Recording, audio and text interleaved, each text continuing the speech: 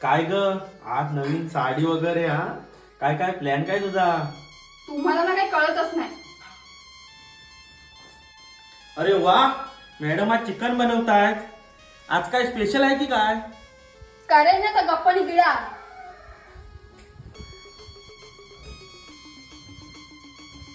अरे वा आज घर चकाचक दिसताय. तुझी साफसफाई पण जोरात चालू आहे. काय चाललंय काय तुझं? तुम्हाला ना कधीच काय समजणार नाही. हा ताई थँक्यू. ठेवते हा, नंतर बोलू आपण. थँक्यू. काय तू लॉटरी बिटरी लागली की काय? तुम्हाला ना कधीच काय समजणार नाही. काय भाऊजी बरं आहे ना? हा बरं आहे.